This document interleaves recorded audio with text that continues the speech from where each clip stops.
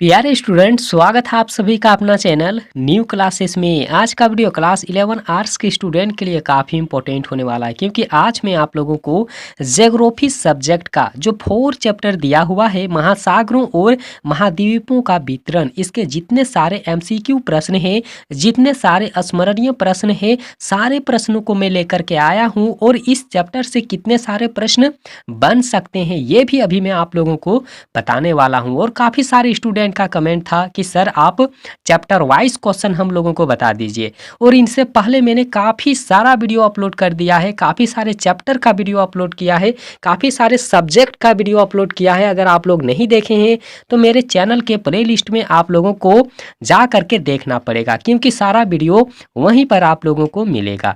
और जितने सारे स्टूडेंट नए हैं तो आप लोग चैनल को सब्सक्राइब जरूर कीजिए। और आप लोगों को ज़रूर पता होगा कि मैं इस चैनल के माध्यम से आप लोगों को फाइनल एग्जाम का तैयारी बिल्कुल अच्छे तरीके से करवा रहा हूं। और जो पहले से जुड़े हैं उनको तो मालूम ही होगा, ठीक है। तो यहाँ पर देख लीजिए, सबसे पहला आप लोग यहाँ पर देख लीजिए, यह तो 4 चैप्टर है, इसके बहुत सारे प्रश्न अभी आप लोगों को नीचे मिलेगा, ठीक है। तो सबसे पहला चीज़ आप लोगों को याद रखना है कि पृथ्वी के लगभग 29% भाग पर महाद्वीप फैले हुए हैं। ये आप लोगों को याद रखना है, ठीक है। और ये आप लोगों को मालूम होना चाहिए, क्योंकि एग्जाम में अगर यहीं से पूछ दे तो फिर इसका जवाब तो आप लोग नहीं दे पाएंगे ना। तो ये आप लोगों को याद करके रख लेना है, ठीक है। आगे यहाँ पर देख लीजिए, जो दूसरा नंबर का दिया हुआ है कि एंटोनियो पेलेग्रीनी ने सर्वप्रथम यूरोप, अफ्रीका और अमेरिका के साथ में स्थित होने की संभावना व्यक्त किया था। किसने किया है? तो एंटोनियो पेलेग्रीनी ने क्या बताया था कि देख लो, एक दिन ऐसा आएगा कि यूरोप, अफ्रीका और अमेरिका तीनों जो देश हैं वो एक साथ में मिल करके रहेगा, ठीक है। और बिल्कुल सही कहा था। आगे यहाँ पर देख लीजिए, जो अगला यहाँ पर है और काफ़ी इम्पोर्टेंट है कि पोलर फिलिंग बल पृथ्वी के घूर्णन बल से संबंधित रखते हैं। तो ये भी काफ़ी इम्पोर्टेंट है आप सभी के लिए। आगे यहाँ पर देख लीजिए, अफ्रीका के घाना तट पर जलोढ़ में स्वर्ण निवर्ण निक्षेप पाए गए हैं, और ये भी काफ़ी इम्पोर्टेंट है, ठीक है। आगे यहाँ पर देख लीजिए कि महासागरीय द्रोणी का फैलना तथा चौड़ा होना समुद्र के अधस्थल के विस्तारण से अभिप्राय है और उसी के कारण से होता है, ठीक है। आगे यहाँ पर आप लोगों को याद रखना है कि तापीय संवहन की क्रिया प्लेटों के चलन का कारण है। याद रखना है आप लोगों को, तापीय संवहन की जो क्रिया होती है तो वो प्लेटों के संचयन के कारण में होता है। ये भी काफ़ी इंपॉर्टेंट है, ठीक है। आगे यहाँ पर आप लोग देख लीजिए कि हिमालय पर्वत की उत्पत्ति का कारण भारतीय प्लेट और यूरेशियन प्लेट का आपसी टकराव है, ठीक है। हिमालय पर्वत की उत्पत्ति का कारण क्या है? मतलब यहाँ से बहुत बार प्रश्न पूछा गया था कि हिमालय का जो पर्वत है वो उसका निर्माण कैसे हुआ है। तो ये आप लोग याद रखिएगा कि भारतीय प्लेट और यूरेशियन प्लेट जो हैं, दोनों के जो टकराव है, टकराव के कारण से हिमालय पर्वत की उत्पत्ति हुई है। और ये काफ़ी इंपॉर्टेंट है, ठीक है। आगे यहाँ पर आप लोग देख लीजिए, जो आगे यहाँ पर दिया हुआ है कि प्रशांत प्लेट महासागरीय धरातल से बनी हुई है। प्रशांत प्लेट जो है वो महासागरीय धरातल से बनी हुई है, और ये काफ़ी इंपॉर्टेंट है, ठीक है। आप लोग नोट करते चलिए, जब तक आप लोग लिखेंगे नहीं तब तक आप लोगों को समझ में नहीं आएगा, ठीक है। आगे यहाँ पर देख लीजिए कि सागर पृष्ठ पर रेनी तथा महासागरीय मैदान अलग हो गए हैं, और ये भी काफ़ी इंपॉर्टेंट है, ठीक है। आगे यहाँ पर देख लीजिए कि पृथ्वी पर सबसे ऊंचा भाग एवरेस्ट पर्वत शिखर है, यानी कि एवरेस्ट की चोटी है, ठीक है। लेकिन जिसकी ऊंचाई अगर कहा जाए तो कितना है? 8,848 मीटर। ये भी काफ़ी इंपॉर्टेंट है, ठीक है।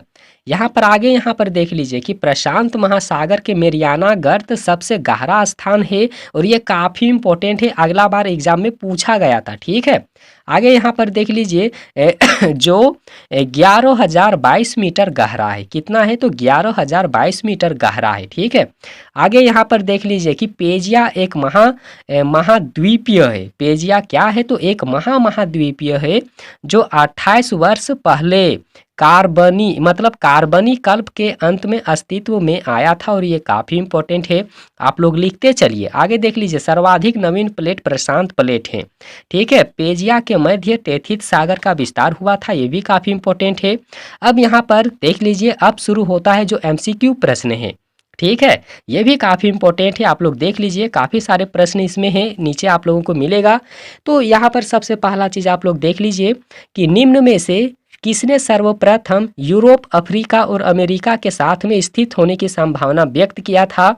तो देख लो, क्या उसका नाम है? एंटोनियो पेलेग्रीनी है। ठीक है, आगे यहाँ पर देखिए, जो यहाँ पर दूसरा नंबर का प्रश्न दिया हुआ है कि पोलर फ्लिंग बल निम्नलिखित में से किससे संबंधित है? तो याद रखना है, पृथ्वी के जो घूर्णन बल हैं, ठीक है, इससे संबंधित है। ठीक, आगे यहाँ पर देख लीजिए, इनमें से कौन सी लघु प्लेट नहीं है?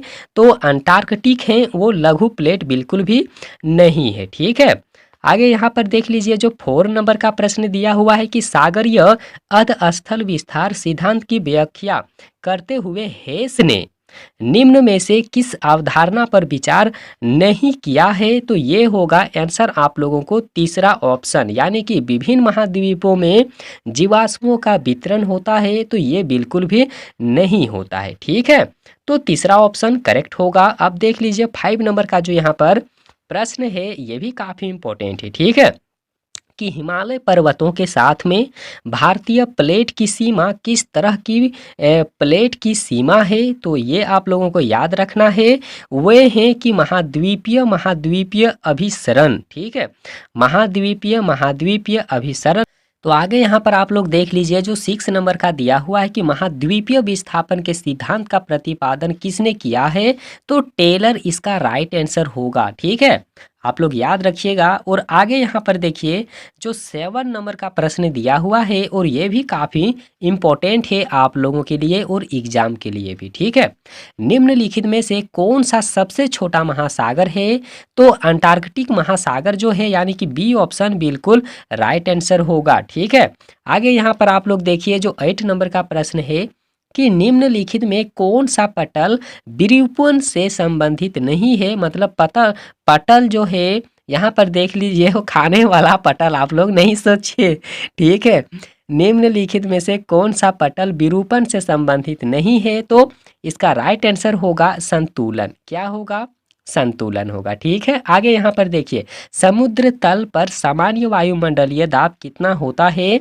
तो आप लोगों को याद रखना है कि 1013.25 मिलीबार होता है, और ये काफ़ी इंपॉर्टेंट है, आप लोग एकदम रट लीजिए इस चीज़ को। ठीक है, आगे यहाँ पर देखिए, जो यहाँ पर बिल्कुल इस वीडियो का अंतिम प्रश्न है। ठीक है, और ये काफ़ी इंपॉर्टेंट है, एग्जाम में पूछा गया सवाल है, आप लोग याद करके रखिएगा कि लवणता को प्रति समुद्र तल से घुले हुए नमक यानी कि ग्राम की मात्रा को व्यक्त किया जाता है, तो किससे व्यक्त किया जाता है? तो 1000 ग्राम पर व्यक्त किया जाता है। मतलब अगर कहा जाए तो समुद्र में, समुद्र के जो जल हैं उसमें प्रति, ठीक है, प्रति ग्राम में अगर देखा जाए तो नमक कितना उसमें रहता है? तो याद रखना है आप लोगों को, 1000 ग्राम उसमें मिलेगा। ठीक है, ये सी ऑप्शन बिल्कुल करेक्ट होगा।